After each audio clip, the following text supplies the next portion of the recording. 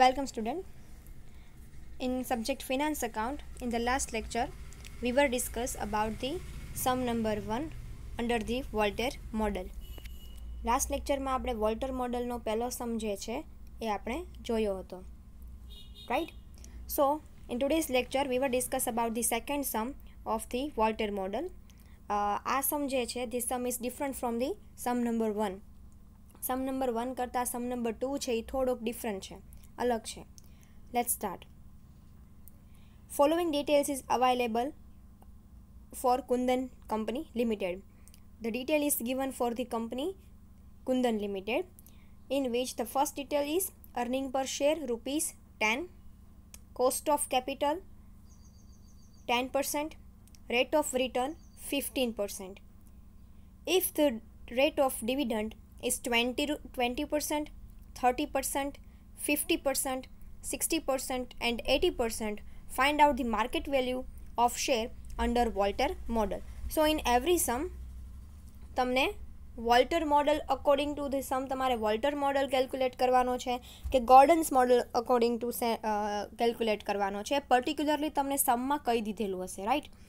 સો આ સમ છે એ ફર્સ્ટ સમ કરતાં કેમ અલગ પડે છે, કેમ ડિફરન્ટ છે, let's see. So in the first sum તમને rate of dividend is given in the rupees, right? જુઓ, the rate of dividend is given in the rupees in the first sum, and in the second sum here the rate of dividend is given into the percentage, right? અહીંયા તમને rate of dividend છે પર્સન્ટેજમાં આપ્યું છે. સો in every સમ દરેક સમમાં તમારે rate of dividend ફોર્મ્યુલામાં રૂપીસમાં આપ્યું હોય એ જ હંમેશા મૂકવાનું રહેશે, બરાબર? લેટ્સ કેલ્ક્યુલેટ ધી સમ. સો મેં કીધું એમ કે દરેક સમમાં તમારે રેટ ઓફ ડિવિડન્ડ છે એ તમારે ફોર્મ્યુલામાં હંમેશા શેમાં મૂકવાનું? રૂપીઝમાં મૂકવાનું રહેશે. રૂપીઝમાં તમને જે રેટ ઓફ ડિવિડન્ડ આપ્યું હોય એ જ તમારે કન્સિડર કરવાનું છે વાઇલ યુ કેલ્ક્યુલેટ ધ સમ. અને તમે જ્યારે ફોર્મ્યુલામાં એની વેલ્યુ મૂકો છો ત્યારે તમને જે રૂપીઝમાં આપેલું હોય એ જ તમારે કન્સિડર કરવાનું છે, પર્સન્ટેજમાં આપેલું હોય તો નહીં. તો હવે આપણને એમ થાય કે જો સમમાં પર્સન્ટેજમાં ડિવિડન્ડ રેટ આપેલું હોય તો આપણે કેવી રીતે એને રૂપીઝમાં કન્વર્ટ કરવું? તો લેટ્સ સી. અહીંયા એક નોટ લખેલી છે, મતલબ કે આ સમમાં એક નોટ આવશે જે તમારે યાદ રાખવાની છે. When the rate of dividend is given in a percentage, at that time the rate of dividend is multiplied by the earning per share. જ્યારે તમને સમમાં if in the sum the rate of dividend is given in the percentage, at that time you have to multiply the rate of dividend in a percentage with the earning per share. Earning per share સાથે તમારે rate of dividend જે છે multiplied કરવાનું છે. So that we can convert the rate of dividend, the rate of percentage is converted in the rupees. તો આપણે શું કરી શકશું? પર્સન્ટેજને છે રૂપીઝમાં, જે ડિવિડન્ડ તમને પર્સન્ટેજમાં આપ્યું છે એને અર્નિંગ પર શેર સાથે મલ્ટીપ્લાઇડ કરવાથી રૂપીઝમાં કન્વર્ટ થશે. And always the rate of dividend is consider in rupees in all the sum. All the સમમાં, દરેક સમમાં તમારે રેટ ઓફ ડિવિડન્ડ જે છે એ હંમેશા રૂપીઝમાં જ કન્સિડર કરવાનું છે. ઓકે? સો ના હવે તમને સમમાં કઈ કઈ ડિટેલ આપી છે એ આપણે જોઈએ. સો ફર્સ્ટ આપી છે earning per share according to the formula. Earning per share means ઈ આપ્યું છે 10 rupees. Then rate of return આપ્યું છે 15%. સો જે કાંઈ પણ તમને પર્સન્ટેજમાં આપેલું હોય, ફર્સ્ટ ઓફ ઓલ તમારે એને શેમાં કન્વર્ટ કરવાનું થશે? રૂપીઝમાં કન્વર્ટ કરવાનું થશે. So here the rate of dividend is given 15%. તો 15% ને ડિવાઇડેડ બાય 100 કરશો એટલે તમને રૂપીઝમાં મળશે. It means 0.15 rupees. Then cost of capital, it is suggested by K. So K is equal to 10%. So 10% જે તમને આપ્યા છે 10% ને પણ તમારે શેમાં કન્વર્ટ કરવાના છે? રૂપીઝમાં કરવાનું છે. 10 divided by 100 it means 0.10 rupees. Okay? So according to the formula જે કંઈ પણ ડિટેલ્સ તમને સમમાં આપી છે એ રૂપીઝમાં આપી હોય, પર્સન્ટેજમાં આપી હોય, એને તમે પર્સન્ટેજમાં આપી હોય એને તમે પર્સન્ટેજમાંથી રૂપીઝમાં કન્વર્ટ કરો છો. તો ઓલ ધી ડિટેલ્સ છે એ તમને અકોર્ડિંગ ટુ ધી રકમ, અકોર્ડિંગ ટુ ધી ડિટેલ્સ આપી છે એના આધારે તમે એને કન્વર્ટ કરી નાખી છે. સો વોલ્ટર મોડલનું ફોર્મ્યુલા શું છે? તો કે વોલ્ટર મોડલનું ફોર્મ્યુલા છે P is equal to D plus R upon K કૌંસમાં E minus T whole divided by K. બરાબર, આ એનું ફોર્મ્યુલા છે. સો ફર્સ્ટ ઓફ ઓલ જે તમને રેટ ઓફ ડિવિડન્ડ આપ્યું છે એ આપણે જોઈએ. If the rate of dividend is 20%, right. So first calculation જોઈએ. If the rate of dividend is 20%, sorry મારે 50 બોલાઈ ગયું, 20% આવશે. If the rate of dividend is 20%, then તો ફર્સ્ટ ઓફ ઓલ તમને પર્સન્ટેજમાં આપ્યું છે. પર્સન્ટેજમાં આપ્યું હોય તો એને અર્નિંગ પર શેર સાથે મલ્ટીપ્લાઇડ કરવાનું થાય. તો dividend rate is equal two 10 rupees તમને શું આપેલું છે? અર્નિંગ પર શેર આપેલું છે. તો 10 ઇન્ટુ 20% મલ્ટીપ્લાઇડ બાય 20% કરો એટલે કેટલા રૂપીસ મળશે? 2 રૂપીસ મળશે. બરાબર. સો હવે તમને જે વેલ્યુ મળે છે ડિવિડન્ડની એ રૂપીઝમાં કન્વર્ટ થઈ ગઈ છે. તો રૂપીઝમાં કન્વર્ટ થઈ ગઈ છે તો હવે દરેક માહિતી જે છે, જે કાંઈ પણ ઇન્ફોર્મેશન તમને સમમાં આપી છે એ તમારે શું કરવાની છે? Put it into the formula. So according to the formula, P is equal to D is equal to rate of dividend. So here the rate of dividend is considered as 2 rupees because we have to multiply it with the earning per share. So 10 into 20% is equal to 2 rupees. Here the dividend rate is considered 2 rupees. Plus R upon K. R upon K means R is equal to rate of return. Rate of return ની calculation આપણે અહીંયા જોઈ કે 0.15 divided by 0.10. K is equal to cost of capital. So 0.15 divided by 0.10. કૌંસમાં 10 minus 2. 10 minus 2 is equal to E minus D. E is equal to શું આપેલું છે? Earning per share 10 rupees આપેલું છે, right. So 10 minus 2. 10 minus 2 and whole divided by K. K means cost of capital 0.10, right. So according to the formula value છે જે આપણે મૂકી દીધી છે. હવે આપણે એની કેલ્ક્યુલેશન કરીએ. કેલ્ક્યુલેશનમાં સૌથી પહેલાં શું થશે તો કે 2 એમ નામ, તો રેટ ઓફ ડિવિડન્ડ 2 છે એ એમ નામ, plus 15 divided by 0.10. 0.15 divided by 0.10 is equal to 1.5. 10 minus 2 is equal to 8 divided by 0.10. So 2 plus 1.5 કૌંસમાં 8 divided by 0.10. So 2 એમ નામ પ્લસ 1.5 ઇન્ટુ 8 કરશો એટલે કે 1.5 ગુણ્યા મલ્ટીપ્લાઇડ બાય 8, ધેન વેલ્યુ મળશે 12 એટલે કે 2 plus 12 0.10 divided by 0.10. 2 plus 12 is equal to 14. 14 divided by 0.10 is equal to આવશે 140 રૂપીસ. એટલે કે 14 ડિવાઇડેડ બાય 0.10 એટલે કે ભાગાકાર કરવાનો થશે તો મળશે 140 રૂપીસ. એન્ડ તો we can say that at the time when the rate of dividend is 20%, the market value of share is equal to 140 rupees. Then if the rate of dividend is 30% હોય તો અહીંયા શું થશે? ફરી પાછી calculation આવશે dividend રૂપીઝમાં convert કરવા માટે. સો D is equal two E into 30%. So 10 rupees છે શું છે? Earning per share into 30% is equal two 3 rupees. So here the rate of dividend is ₹3. Okay, then put the all value according to the formula. So P is equal to D बराबर 3 rupees here because the rate of dividend is 30%. So 3 plus R upon K. R upon K is equal to 0.15 divided by 0.10. And કૌંસમાં 10 minus 3 એટલે કે 10 is equal to earning per share minus dividend. It means 10 minus 3 whole divided by 0.10. It's a K, cost of capital. Okay, then 0.15 divided by 0.10 is equal to 1.5. So 3 m નામ 0.15 divided by 0.10 is equal to 1.5.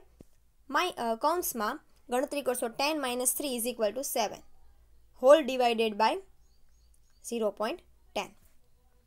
Okay, then તો કે first હવેની calculation શું આવશે તો કે 3 એમ નામ plus 1.5 into 7. 1.5 into 7 કરશો એટલે કે 1.5 ગુણ્યા 7 કરો એટલે આવશે 10.5 0.05 divided by 0.10 राइट। तो हवे शू थशे तो के 3 + 10.5 इज इक्वल टू आवशे 13.5। So here 3 + 10.5 is equal to 13.5 divided by 0.10। So 13.5 divided by 0.10 करशो एटले आवशे 135। It means when the rate of dividend is 30%, at that time the market value of share is 135 rupees. Okay. Then if the rate of dividend is 50%, then तो कि हवे तमने rate of dividend छे 15% आपेलू छे त्यारे तो कि 15% ने सौथी पहला तमे सेमा कन्वर्ट करशो रुपीज में कन्वर्ट करशो। So D is equal to earning per share into 50%। It means 10 into 50% 5 rupees. Okay, then put the value into the formula. So according to the formula, first D means dividend 5 rupees plus R upon K, it means 0.15 divided by 0.10. Counts ma E minus D, it means 10 minus 5. 10 is equal to earning percent, 10 is equal to earning per share minus 5 is equal to rate of dividend in whole divided by 0.10. It means K. Okay. Then calculation करो 5m ना 0.15 divided by 0.10 is equal to 1.5 and 10 minus 5 is equal to 5 in whole divided by 0.10. Then further calculation, further step, next step is 5m नाम plus 1.5 into 5 એટલે કે 1.5 ગુણ્યા 5 કેટલું આવશે 7.5 divided by 0.10. So 5 plus 7.5 is equal to 12.5. So 12.5 divided by 0.10 is equal to આવશે 125. Okay, સાવ easy calculation છે. તમારે દરેક કેલ્ક્યુલેશનને કેલ્ક્યુલેટરમાં જ કેલ્ક્યુલેટ કરવાની છે. સો આ વધારે ઇઝી થઈ જશે. Okay, then fourth is when the rate of dividend is 60%. Okay, so when the rate of dividend is 60%, then the first of all we have to convert the rate of dividend into the rupees. So according to that, D is equal to earning per share into 60%. So 10 into 60% is equal to 6 rupees. बराबर. Then value છે formula માં મૂકીએ તો P is equal to D બરાબર D is equal to 6 plus R upon K 0.15 rate of return divided by 0.10 કૌંસમાં 10 minus 10 is equal to earning per share E minus D એટલે કે 10 minus 6 in whole divided by 0.10. Okay, next step, first of all we have to multiply R upon K. It means 0.15 divided by 0.10. So 6m नाम 0.15 divided by 0.10 is equal to 1.5. 10 minus 6 is equal to 4 in whole divided by 0.10. Right. Then 1.5 into 4 करो એટલે કે 1.5 ગુણ્યા 4 એટલે કેટલું આવશે 6. So 6m નામ plus 6 divided by 0.10. It means 12 divided by 0.10. So the value is 120 rupees. Okay, jo 120 rupees. Then if the rate of dividend is 70%, then the first of all we have to convert the rate of dividend in percentage into the rupees. So D is equal to earning per share into 70%. It means 10 into 70%. Then 7 rupees. Okay. Then put it the value into the formula according to the formula. So first is D. It means 7 plus R upon K is equal to 0.15 divided by 0.10. E minus D, it means 10 minus 7 in whole divided by 0.10. Okay. Then first of all we have to calculate R upon K. So 7m nam 7 plus 0.15 divided by 0.10 is equal to 1.5 and 10 minus 7 is equal to 3 in whole divided by 0.10. Then next step is okay 7m nam okay 1.5 into 3 is equal to 4.5 divided by 0.10. So 4.5, it means 7 plus 4.5 is equal to 11.5 divided by 0.10.